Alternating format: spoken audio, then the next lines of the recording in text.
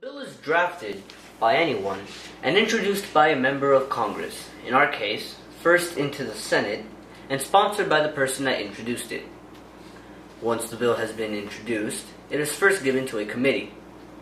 It is given its first review, or dies if not reviewed. Bills normally go on to subcommittees, where they are studied and have hearings. The subcommittee can amend the bill, known as marking up, and then it will vote to pass it or reject it. If passed by the subcommittee, it returns to the committee for further hearings and reviews, and once again a vote ensues. The voting done by the committee determines whether or not the entire Senate floor will hear and debate on the bill. If the bill enters the Senate floor, debate begins. The potential for debate is nearly unlimited, so the end of the debate is normally brought about by a unanimous consent agreement, which is a technique that allows for certain Senate rules to be ignored if all members agree. A unanimous consent agreement may not occur though, and so debate will possibly continue until the supporters of the bill give up and draw back, or until the final vote as to whether or not to pass it through the Senate is taken. This may cause the rise of a filibuster, which is a process in which a minority of senators seek to delay or prevent Senate action on a measure.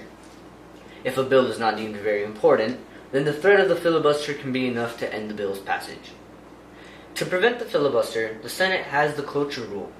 If at least 16 senators wish for a cloture, then the entire Senate will vote to apply the cloture, which requires a vote of 3/5 of the Senate to pass.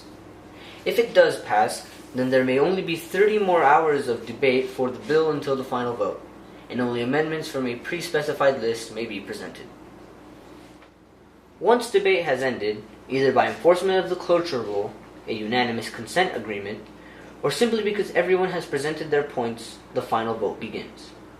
In the Senate, a bill passes if more than half of the senators vote to pass it. If the vote is split 50-50, then the President of the Senate acts as the tiebreaker. If the bill passes through the Senate, it is given to the House of Representatives and undergoes a similar process as it did in the Senate. If the bill passes through the House, a conference committee may be formed to create a compromise between amendments that each House of Congress wants for the bill.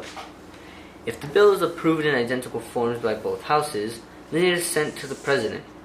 The President may pass or reject the bill. It passes if it is signed or if it is not acted upon within 10 days of receiving it.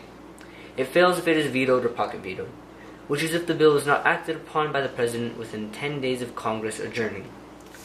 The last step occurs if the President vetoes the bill.